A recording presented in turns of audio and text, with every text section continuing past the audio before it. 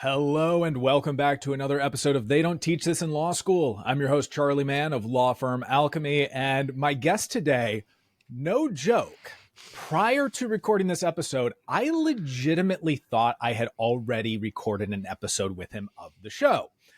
Apparently, I hadn't, which he kindly reminded me of when I saw him in person at one of the many times that our paths have crossed, and I look forward to paths crossing many more times in the future.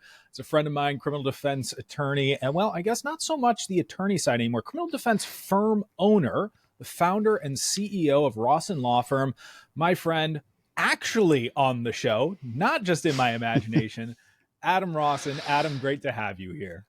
Thanks so much. Yeah, I'm here live and in person for real this time. So very excited. Charlie, I've been listening to to this show back since when you and Joe did it together. Been a huge fan. Yeah. Well, I'm a huge fan of everything you do. And when you started interviewing other people, I was like, when's he going to ask me? When's he going to ask me? Then I wait a few more months, be like, is this like dating? Do I have to invite myself on the show? When is this? So I know when we saw each other a few weeks ago, I'm like, Charlie, I'm not on the show. Put me on. I'm here. No joke, Adam. Literally, right before us recording this, I actually went back through my recordings because even though we've talked about it recently, I was so convinced that you actually had been on the show that I thought maybe Adam and I both had an oversight on this. But what matters is that you're here now. It is. Well, and it's always possible because sometimes I don't even remember what I did yesterday. But but yeah, I again. Great life lesson. I took action and I said, Charlie, I want to be on the show. So you're the hot girl I asked out on a date. Oh, I feel very honored and loved. Yeah. So, Adam, that means we finally get to have you answer the question, what's the one thing they didn't teach you in law school? Yeah. So, I've been thinking about this and, it's funny. I don't know if anybody said this before or not, but I'm going to go with client empathy. Because so many of us go to law school to help others, to serve others because of a genuine love for others. And I didn't learn anything about that in law school. And as I'm now reflecting, almost 20 years in the law, there's a lot of people, the majority of people and the majority of my competitors have zero client empathy and just don't care. And they're still in a client facing version of the law. So that's going to be my answer, and I'm sticking to it. So that empathy component, it's interesting that you say a lot of people get involved with the law. They're interested in going to law school because there is this side of, hey, I'm fighting for the client. That all gets installed and instilled throughout the time there. So what happens? Why does it go away?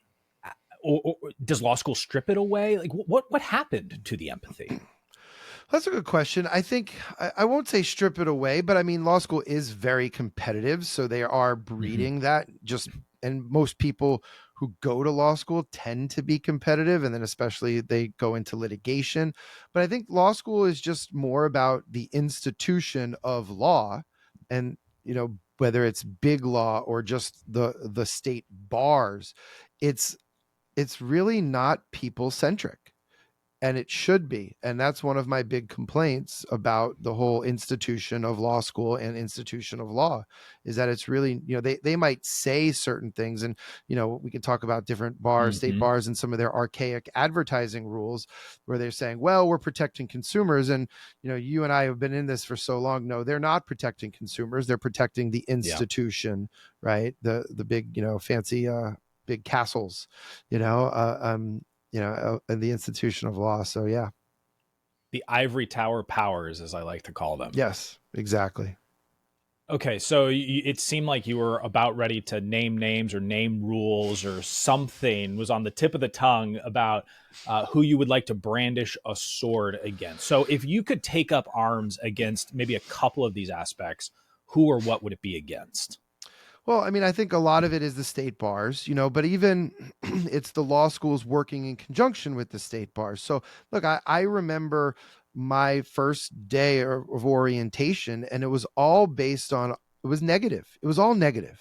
It was all of the ways that you can get kicked out of law school, never become a lawyer, never passed the character and fitness portion. The ways, especially when I went to University of Miami and started in 2003, it was, we're not giving you Lexis or Westlaw passwords, because what if this fairly new thing called the internet breaks? You need to know how to look it up in the library.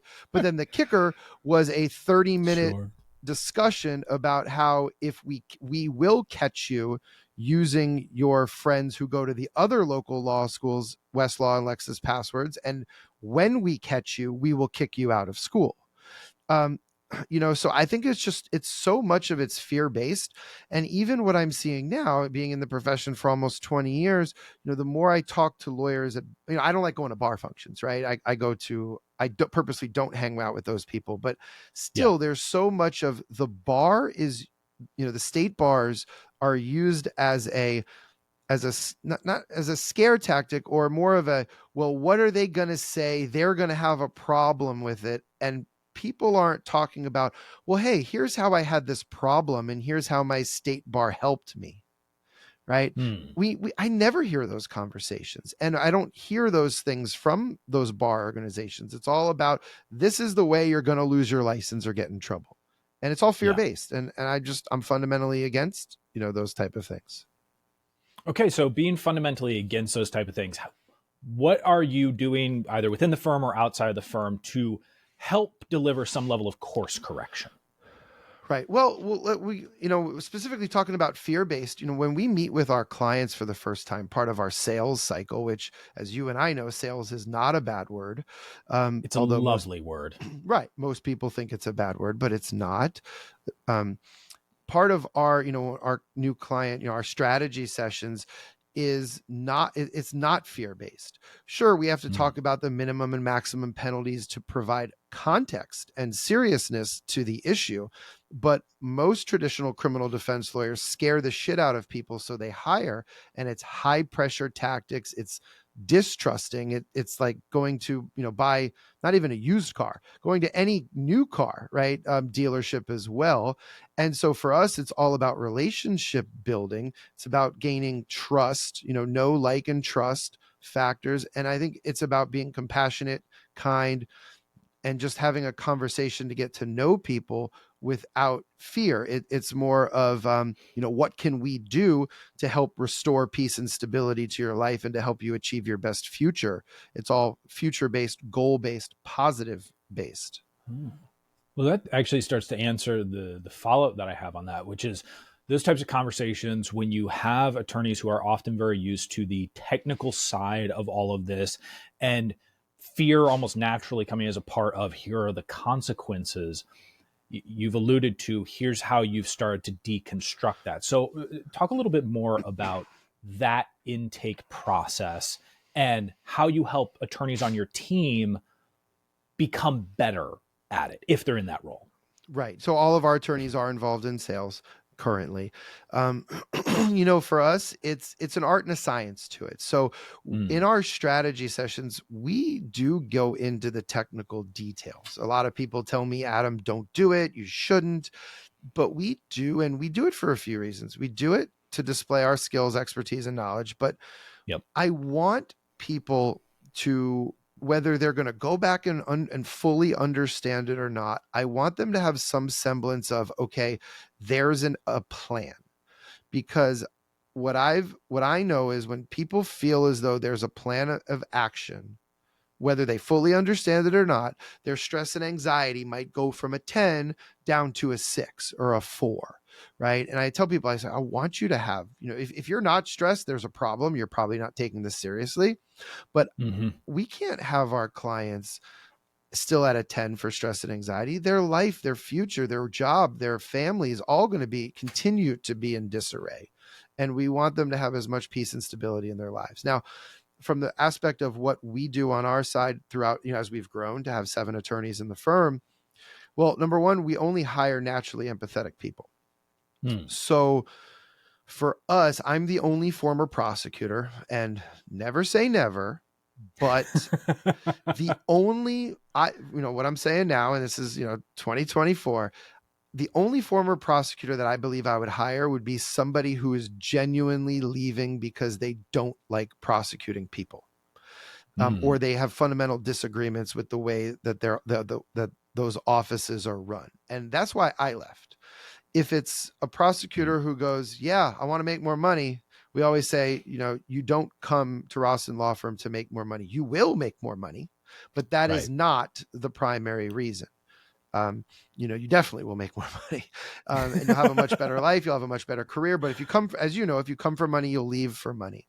So we Yeah. need to make sure that philosophically we're aligned. So as of now, we've only hired former public defenders because I want people who have a genuine love for helping others through criminal defense. Mm, And it didn't always start like that, but it's evolved probably over the last 5 years to that. And to me, that's a major fundamental, unofficial sub core value of ours that has to okay. remain through and through. That's I love that you dropped in that little 5 year evolution here, because I one of the things I wanted to ask you about is you now have this suite of 7 attorneys. In a lot of firms, they're struggling, especially in the criminal defense side, they're struggling with the idea of how to bring in the type of people that you're talking about. Many of them believe it's not necessarily possible to bring them in, especially those who have a little bit more experience. When you look back 5 years ago, as you started to add people on, what advice would you give to your past self who's maybe struggling with that part of growing the practice? Right. So calculated risks. You have to be willing and able to take calculated risks. And as you know, you and I have known each other since 2016, I think. 16? Okay, okay. Yeah. Yep. 26. It was right It after I feels got like it's married. been longer, Adam. I know, right? But the issues in the day are usually they seem so big and scary, but they're usually not. I still Mm. remember when we talked about going from $300 a month in rent to $1,500, and I was so scared and nervous, and it was such a big deal. And looking back, it's like, come Yeah. on, right? But it was real to me in that moment. So Yes. Ooh, that's a look, good phrase. I want to highlight that. It was real to you in that moment. That's oh awesome. yeah, absolutely. And so look, I mean, I knocked it out of the park by bringing Manny on as the first attorney hire, maybe third total in the firm, third person. But he's the managing partner now. He pretty much runs the whole well, he not pretty much, he does run the whole legal department. I Mm-hmm. try to stay away and stay out of his way, but occasionally I meddle. We You call don't we call it say. we call it seagull leadership. So it's just like a seagull. I swoop in, I poop, and I leave. And that's how we learned that from our EOS implementer Caesar, is seagull I leadership. like it. I So like it. um but I remember, I brought, I've known Manny, right? This fall will be 20 years since I was his Wow. high school basketball coach, and how long we've known each other. And he came on, and you might have heard me tell this story before, but the third day I woke up at 3 a.m. Third day he was here, I woke up at 3 a.m. sweating, Mm-hmm. couldn't sleep, all freaking out. And I'm a good sleeper. I don't usually get woken up for those things. And I might, brood on things during the day, but I'm not that type of person that wakes up in a cold sweat in the middle of the night. Yeah. And I was like, oh my God, I just bought a house I couldn't afford. What do I, barely afford? What do I do? And, it was fear. And I call fear Yeah. false events appearing real. I know there's a few other acronyms for it. And fast forward about 12, 16 hours later, we closed our biggest case to date, paid in full. We got at that time, it was a $25,000 fee, biggest case ever. Now, those happen weekly. We're in a pretty cool position for that. Yeah. But it was major. And I'm just like, okay, the world works in mysterious ways. And so but Manny and I, because of that trust and the time that we had spent together, and the friendship that we had, we had the proper alignment, so it was easy. Right. um so it's a few things all in one. Of course, it makes it easier when you knock it out of the park and get somebody like Manny, who hopefully you'll have as a guest, because he has a totally different perspective of me, and I think he'd be an amazing guest for here. But then also to just realize, hey, what's the worst that can happen? A lot of our friends and people we know in the community, they start making some good money, and then they start spending more money, and then before you know it, they can't take a year to reinvest that money for even more growth, right? And Yeah. so luckily that's what I did. um, and it allowed us to just go from there. So that reinvestment cycle, you're spot on that a lot of people don't, a lot of law firm owners don't see that ahead of time. How were you able to see that ahead of time? And then what actions were you grateful for in that regard of your Well, past I self? wasn't able to really see it. I think I was just too stupid to Oh, fail. I mean, it was, it's my now favorite we phrase. see those things. Uh, Back then it was just still nose to the grindstone, hustle, market, sell, and do good legal work, Yep. right? It was just that hustle culture, which I really think our firm has been founded upon. Now, we're projecting out for the firm that we plan on having 1, 3, and 5 years from now. So now Mm-hmm. through EOS and through some other things that we've been doing, I can see and say, okay, I think our budget next year or in 2 years is going to be this, and our org chart or our, accountability chart is going to look like this, and we're going to, we're making X amount per pod, and we're going to need a half pod and then a full pod, right? Mm-hmm. And just all of those different things. Now I'm becoming a bit more of a mature business and entrepreneur, rather than just a hustle, a hustle mindset, young, scrappy lawyer. That's not an easy thing to change out, though. I mean, a lot of people get stuck in the hustle. So, how have you managed to get yourself out of it? Well, that's a good question. And so another mentor of mine just recently talked about the grind and how the grind is a bad thing and how so many of us pride ourselves on, oh, I just got to grind for a few more weeks. And I think having that mentality is counterproductive, because when you're in that grind, you can't step, out of your body, right? And actually look at everything at the 30,000-foot view. Um, I'm still not perfect at it. Our firm has Mm. challenges which appear to be every week, every month, definitely every quarter. So we're still, as right? Um, Yeah. I'm still working on it, but it's just one of those things that for whatever reason, I've naturally gravitated towards liking the business aspect. To me, it's like a game of it's like a strategy game, and that's why I like marketing too. It's just, you do this and you see what happens, you do that. And I really like the strategy. And that's what I like the most. Well, that and the client relationships is what I like the most about criminal Mm. law and being a trial lawyer. Um, so I think those things, it's just, for me, it was kind of natural, but for a lot of other people, it's not. And that's okay too, because I always want to stress when I meet people or they hear me talk, you don't have to morph into what I've morphed into. I think there's a lot of business owners that say that need to really take a step back, a lot of lawyers, and say, if you want to be that amazing technician and grow your firm, you Mm. can. You should probably invest in an outside CEO to come in, or especially a COO, and maybe start with a fractional and then hire somebody where you can still be the face, you can still make the sausage, but let somebody else actually run the firm, if your heart's not in running the firm. Mm. And a lot of people, I think, are still so focused on, well, it has to be me, I have to be the CEO. No, you don't. You don't have to, especially if you like the law. That has been a trend that I've seen evolve a little bit over the last, honestly, maybe only 2.5 years. Is this idea of the outside CEO? Is there, when you think about some of these resources like the fractional COO or a COO, anything involving the C suite, or timing of those types of hires, for the firm owners out there who are at that, say, 500,000 to $1.5 million per year in revenue level, is there a recommendation you make in terms of stacking some of those hires, prioritizing some of them? That's a great question. So looking back, I wish we had focused more on systems and infrastructure when we were at that 500,000 level, because we just, you know, tripled. Well, we were higher than 500, less than a million, and we tripled in 1 year and everything broke. I mean, it was still, it was my most miserable year practicing law, and it was my Yeah, most profitable year. So go figure that. But I was miserable because everything broke. It was 2021. It was, the great resignation. We knew we needed to turn over some staff, and we thought it would be easy like it was in 2019. And it was an absolute that's right. nightmare. Yeah. And, it's a lot of miscalculations and just good at marketing, good at selling, but not good at actually running a business or having fundamental business principles. One one word of caution is I think people need to really understand the difference between the role of a coach and the role of a fractional C-suite. Mm-hmm. There's a lot of people that are saying they're fractional C-suites, but they're more like coaches.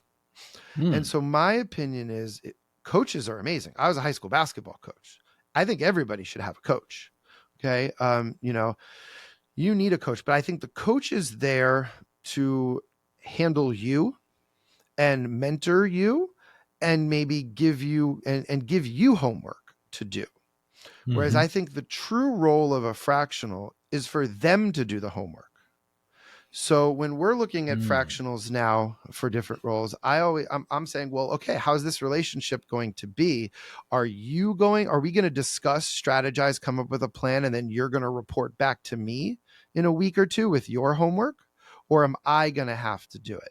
Because if I'm going to have to do it, to me, that's a coaching relationship. And that could be very good, but there's a lot of confusion between it. And I think people need to really start that relationship understanding the expectations.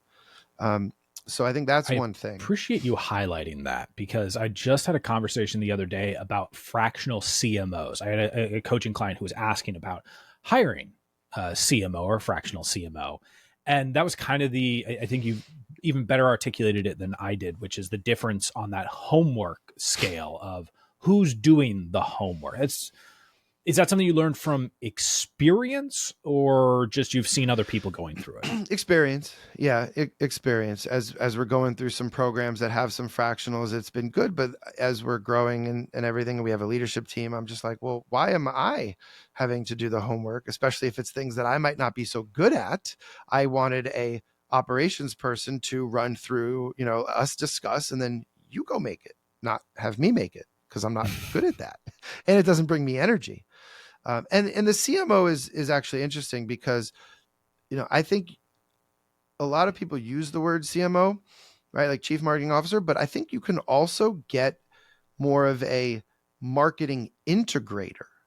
And so it Mm, depends on where you're at. So to me, the CMO comes up with the strategy and is a little less on execution. And then you could have an outsourced marketing integrator that's doing more of the doing too, because I think at the chief marketing officer, like, you're not going to want an outsourced CMO to really come up with a graphic design or a video editing for right. social. You're going to want them to probably big picture strategy and hold your vendors, if you have vendors, accountable. But if you don't have vendors, then do you bring it in house, the actual technical details, or do you hire somebody fractionally to do the detailed work for you? So you also, in that regard, you need to know what you want and what you're getting. Related to that, you've kind of gone up and down the spectrum or across the gamut on the in-house versus outsourced marketing space. So you're someone We I have. definitely love to get. Oh, we Adam's already have. laughing at his past self over this. Oh, Like yeah. looking back, lessons learned, good ideas, bad ideas. Drop some knowledge on that.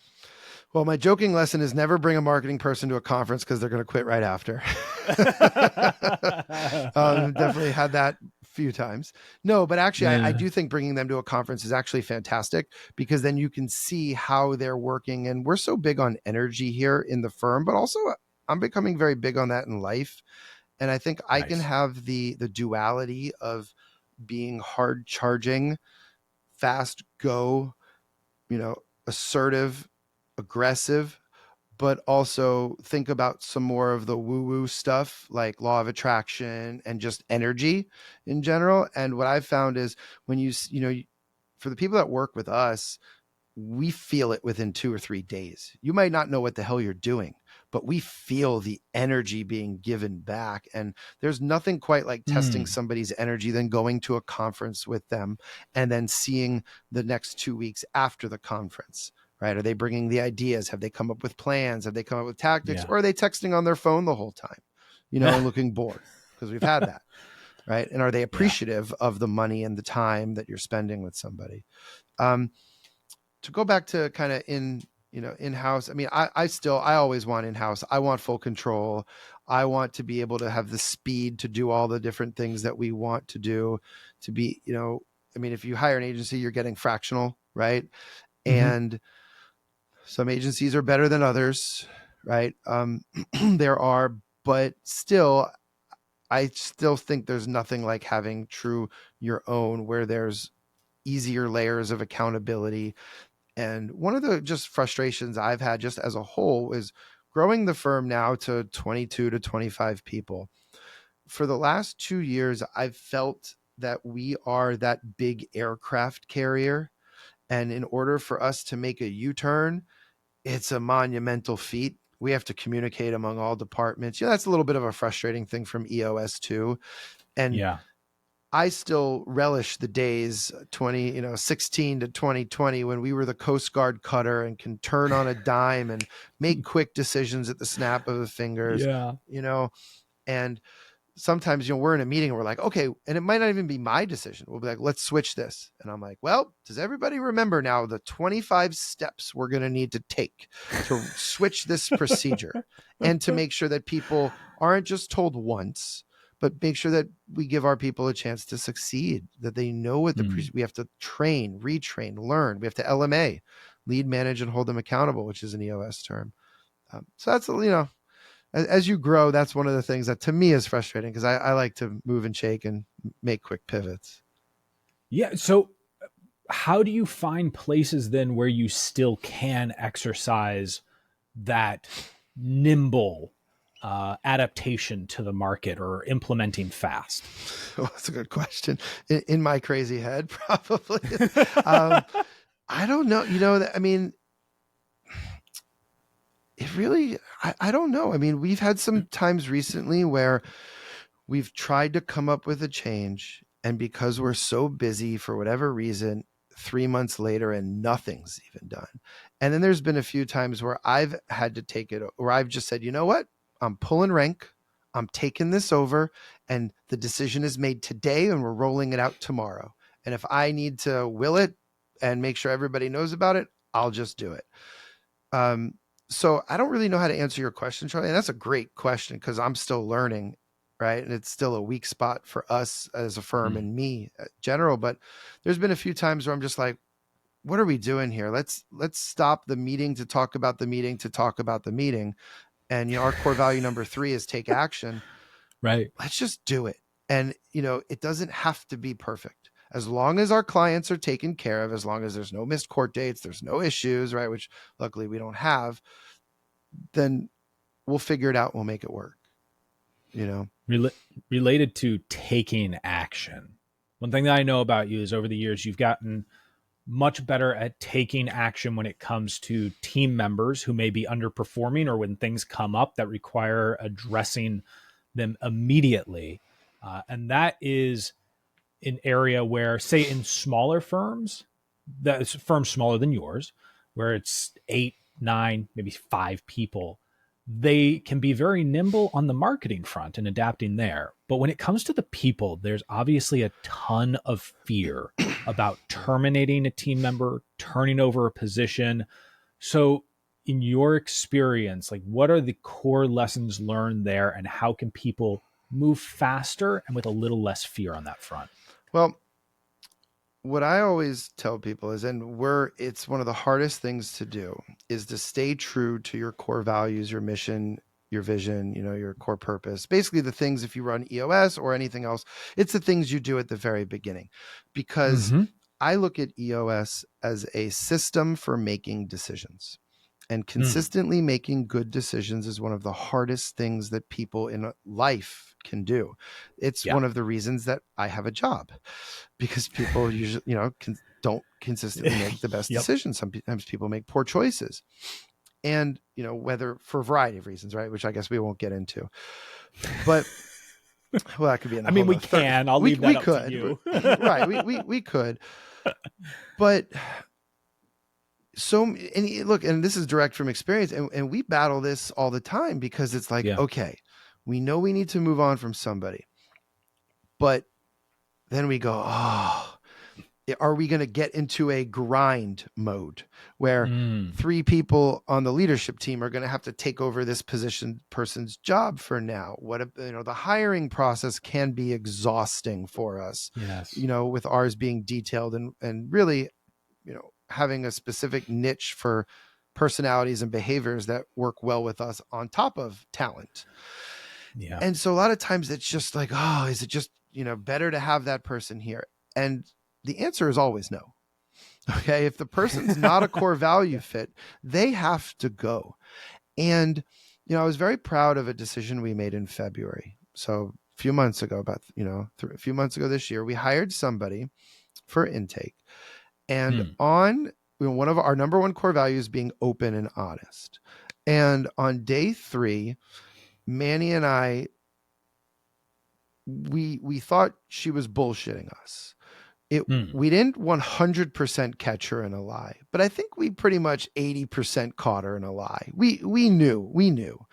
And we just looked at each other and we were just like, just got to go. Day 3. Wow. We're like, it's not going to work. If she's pulling this BS to us on day 3, what's going to happen during training? What's going to happen with everything else? She got through our process. It sucks because we like her. We thought she'd be good. I'm sorry. What do our core values say? And if we continually don't adhere to them, then why do we have them and they're Mm. just bullshit? So we waited one more day. Some other people had some other concerns similar. And we just said, you know what? No rehabilitation, no talks, no nothing. If you can't even be open and honest with us on day 3 or day 4, sorry, you got to go. And we did. Um, and I was proud of that because in years past, we would have made excuses. I'm a very optimistic person. Oh, it was a miscommunication. It was this, it was that. But we leaned into some other experiences with similar employees and we said, nope, she's going to be just like so-and-so, got to go. And we did. Mm. We got a bad Glassdoor review because of it. But you know what? It's a learning lesson and I don't really care because I'd rather have that experience and use that in our learning than to keep somebody who was going to be toxic. That's always a difficult decision when you're going to have to own, hey, we messed up in our process. Feels like you're messing up as a leader at that moment in time. So for yourself personally, Adam, when you have a firm, like you said, 22 to 25 people where you're making, as you grow, we all make leadership mistakes in the process that end up Absolutely. affecting other human beings. And that's tough and always underestimated. How do you take care of yourself as an owner, as a founder, and as someone who has a lot of responsibility on their shoulders? That's a good question because, I feel the responsibility of our clients. We're in a client-centric, business, criminal defense. We're, here for them. I feel tremendous responsibility for 25 people and their families. Obviously I have to take care of myself and my family, and we want, to continue to grow and not just stay at this number or revenue or everything. We have some really ambitious plans. So for me, it's being mindful. It's having coaches and mentors and trying to take a step back. Back in the day when we were growing, maybe 2018, 19 and 20, I would drive home probably 2 days a week and go, all right, I just helped everybody. Who's helping me right now? Hmm. And right. Um, and just have some of those thoughts and frustrations driving home. I don't really have those now, but it's taken a lot of mindset work. I'm continuing to invest in, maybe informal mindset education, right? Of just Yeah. reading books and listening to podcasts and having positive mentors in my life. And, look, not every day is easy, right? Some days are really hard, but just making sure that we know, again, the core values and the mission and what we're doing. And Charlie, I'll actually I'm gonna bring up something you told me, and I'm gonna push back on this. So Great. be ready, okay? I'm always get ready. get ready because I'm not an and absolutist. Like all advice has conditions to it. So I'm excited for this. right. And so this is something that Manny and I have talked about for a while. And actually I'm happy that we can discuss this. I remember good 2.5 years ago, as we were growing, you basically told me, you said, Adam, you're at the position now where the captain doesn't eat with the crew. And, Mm. and you have to separate yourself a little bit, right? Not completely, but there has to be layers of separation for the firm.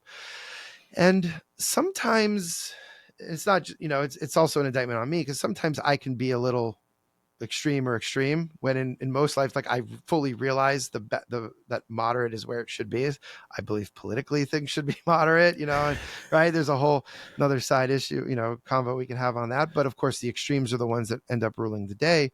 But I tend Mm. to get something in my head and then I will go to the extreme or think to the extreme. And when you told Mm. me that, I was so focused on that, and we were in such a turnover mode. It might have even been 3 years ago now. And about a year and a half ago, it was in my head one day, and I just thought to myself, and maybe I talked to Manny, and I'm like, Manny, I want to eat with the crew. Look, Mm. as tough as I can be, I want to be liked. It's just my personality. I want to be a member of the team, even if I don't have the cases. I'm not first chairing any cases. I love the strategy. I love to be involved.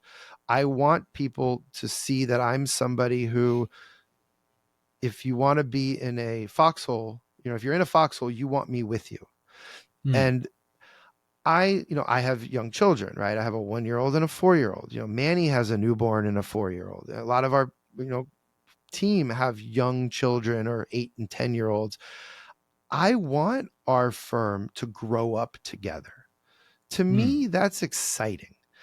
Whether you call it a team or a family or whatever, it doesn't really matter to me, because look, some people love their families, some people strongly dislike their families, you know, but I really want, right? It's true, right? Family's not always a good thing for some Yeah. people. For a lot of our clients, it's not. It's a source of frustration and Mm. stress.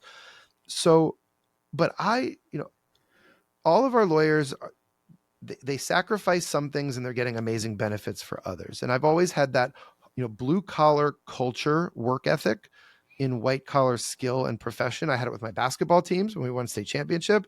We have it in the firm. So I kind of do want that we're all coming up together family atmosphere where we can go to our kids' quinces and bar mitzvahs and, celebrations. And one of our attorneys is getting married in January. I'm so excited for us all to be there. And, just making sure that all of our children and our lives are taken care of with college or whatever. So for me, and what you gave, I think, is great advice for other people. But for me, I caught myself saying, I want to do things a little different. So how can I keep the professionalism there and the layers, but still have it feel like we are a family? And that's also hard when we talk about firing and hiring and turnover and, Mm. all this. So it's all interrelated, but that's something I've been waiting for the right moment to push back on you, Charlie. So So here it here's what I is. love about this. So this is what I love, because we get to have an interesting moment here, which is, I think that what you talked about there is extremely healthy, in that you explored what being captain of the ship felt like. And here's where I'll add a little twist to this, which is, you aren't in the captain of the ship phase with your firm anymore. You're in the leader of leaders Ah, phase of your firm. And so that is an opportunity where, yeah, I'd still argue that having a healthy level of separation to make tough decisions is a good approach. But a lot of times with that leader of leaders, I don't know that it automatically becomes you're one of the crew. You probably you found your specific way of managing that relationship. And my hope is that in having taken the captain of the ship approach, that allowed for that space to build the separation skill, while also wisely and maturely coming to the point of realizing, oh, this is more of who I am, though. So while I understand how to be captain of the ship, I don't need to be it in such an exacting fashion. And then right now, really, you're that leader of leaders. You have members of your team that you mentor closely, that you are with, and they may have to be the ones who at times have to act as captains of their individual crews. And maybe they're the ones who need some mentorship on being the captain of their various crews that they have, whether that's paralegals they oversee, team members, intake, marketing that they oversee. Because your job is, you have a fleet now, not just one ship. so, I feel like this was just our Master Yoda moment, because Charlie, you are so right on that. It's absolutely brilliant as always. And I will Thank know you. as I'm hearing you say that, I'm reflecting back and going, I do need to do that more. I need to be a better leader of leaders and really lead and coach my own team. And I think recently I haven't done such a good job of that. I mean, Mm, our big struggle is cultivating and leveling up leaders, whether it's mid management or above. And, we need those layers now, which yeah. the corporate bureaucracy, again, I don't like, but we definitely need Yeah. it. It has its place. And you're right. And in hearing you just say that, I'm like, okay, yes, I need to be doing a better job of that. Um, because I'm still wanting to be like, go, go, go, go, go. But there's, when I need more personal time cultivating, developing, building bonds and relationships. Obviously Manny and I, we go back 20 years. We're as thick as thieves, but it's not just me and Manny anymore. That's And, right. and That's people right. need FaceTime with me. And I do think I can provide some coaching and some, wisdom as I'm getting a little older now for our team. Well, gosh, I've so loved talking with you. I mean, having this moment right here is just an extra treat on the day. And I'm excited to see how you take that advice to an incredible extreme and get growth out of it, and then find your way back to the next stage for yourself. Because that's what it's Right. all about. I appreciate a good extreme. Right. Yeah. Yeah. So, Adam, before I ask you the final little three-parter, if people want to connect with you, learn more about you, etc., where should they go?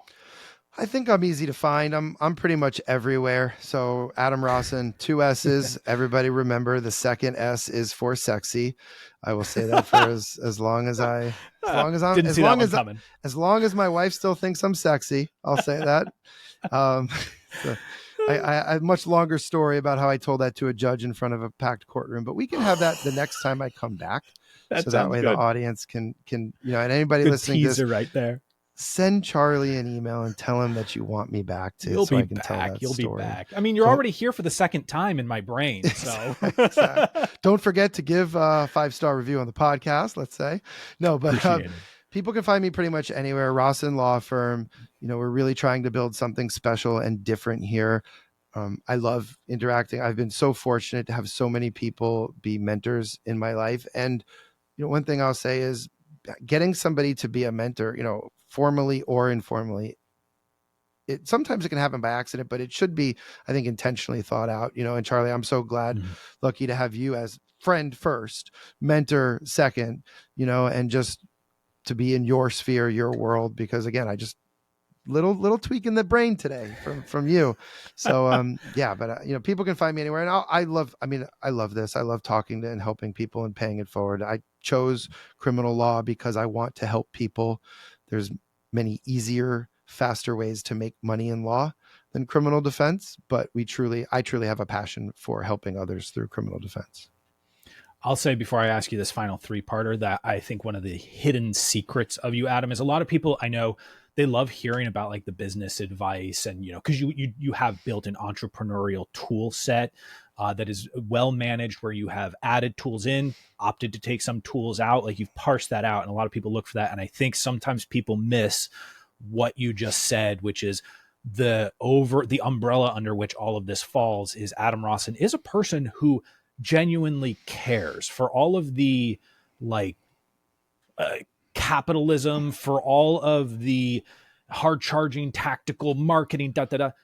There's actually a deep level of caring that fuels this whole ecosystem that you've Oh yeah, we constructed. So and all of our lawyers know it. And I love when you know other criminal, I won't use the word competitors because I don't think they're actual competitors, but there's a lot of the old guard in South Florida of criminal defense lawyers, the cowboys, are like, oh, what's he doing? It's just fancy marketing. Well, okay, you can think that. Yeah, we're good at marketing. We're good at putting our message out there, but no, we're in the people business. We build deep relationships and with our people, and we have our lawyers have we have our own text groups. And every Mother's Day, every Father's Day, every Thanksgiving, every Christmas, we're screenshotting the messages our clients send us and we're sharing it. And it's always with a hashtag, why we do what we do. Right. And oh, we're telling the nice. stories. And it's so fulfilling to That's help people awesome. in this way. Yeah.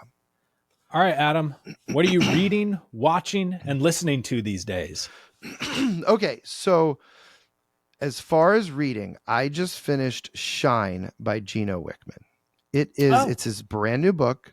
mm, I think it's fantastic. It really resonated with me. So it has the 3 discoveries and I think 10 principles, something like that. okay. And the whole book is about, number 1, you can be a driven entrepreneur, a hard charging driven entrepreneur. 2, all decisions are made out of love or fear, somewhere on that spectrum, and you have to know where they're at. Mm, And there's a few sub things under that. And then number 3, it's possible to be driven, right? And basically be happy and have a good life, and, to have the duality of both. And I think it's 200 pages. It was written exceptionally well, very easy to read, easy to digest and understand. It's called Shine by Gino Wickman, who is the founder of EOS and wrote Traction. Um, and it's fantastic. I'm going to have a second read with notes and everything. And I really need to, not just read it, but like truly absorb it and believe it, because as I'm reading the first 20, 30 pages, I'm like, oh my God, this is me. And my EOS implementer Caesar gave it to me at our quarterly retreat 3 weeks ago. mm. And he's like, Adam, read this. I go, okay. Nice. Yeah. Nice. So that's what I'm reading. What am I watching? I just started the Fallout series. I was a big fan of the games. And Nice. so my wife never played the games, but she loves a good old zombie or post-apocalyptic show. And so we're watching. It is fantastic. And now It's very fun. and yesterday she came to me, she goes, Adam, oh my God, my wife's a prosecutor in Palm Beach, and she goes, one of my friends who's a prosecutor, I just noticed he has the Vault Tech bobblehead on his desk, and I never knew what that was. I'm like, do you want me to buy you one? She's like, yeah. So the Fallout series, has been fantastic, as a big fan of the games. And listening, well, so yeah, this is me, unashamed, big Taylor Swift, big Swifty. There you go. And I'm not even listening to the new album. I'm just on Disney Plus. I'm just streaming the Eras tour. So I'm on 3 monitors. I'm working and I'm just jamming out as I'm working, and everybody in the firm can make fun of me, but you know what? It's my happy place. So that's what I'm listening. A show. She does. And as a bonus, I finished the audio book of Elon Musk recently, and it was fantastic. The Walter Isaacson biography, because I wanted to listen to it, not read it. And then it made me listen to the Steve Jobs one from Walter Isaacson, which I'm about 25% of the way through currently. And it's pretty good too. They're both amazing and inspiring, Yes. And Walter Isaacson, great author. Elon Musk, I don't know, it's like number 5 on my audiobook queue right now, but I hearing a ringing endorsement for it, maybe I'll bump it up a couple. Well, when you get the next 20 hours to listen to it, it's fantastic. No, I mean, it took me a good 2 months or whatever, but it's especially, so I was talking to my friend about this. So I love the Elon Musk one so much more than the Steve Jobs one, but that's also because I've lived through, I remember the SpaceX launches and Tesla, and I don't remember the Macintosh. I mean, when I was a kid, I remember it, but I don't remember the Apple II, and that whole, I never knew that Steve Jobs got kicked out of Apple and founded Pixar, so it's just, I didn't live through it. So to me, it's really good, but the Elon one was even better to me. That's fantastic. Very inspiring. Well, Adam, truly a delight to talk with you for the second time. I'm convinced of it. I'm just going to own it. I'm sure. Fine. Yeah. The second time for our first episode together. Someone else can parse out the math on that one. It really is a delight. I appreciate you just kind of sharing anything and everything that I've asked, and all the wisdom, insight, etc., that you've gleaned over the years. Thank you. Well, I've learned a lot from you, Charlie, and others. I know we have some tons of mutual friends and mentors, and I've learned a bunch from helping others, too. Right. So to me, this is what life's about. Awesome. We will see you all in the next episode of They Don't Teach This in Law School.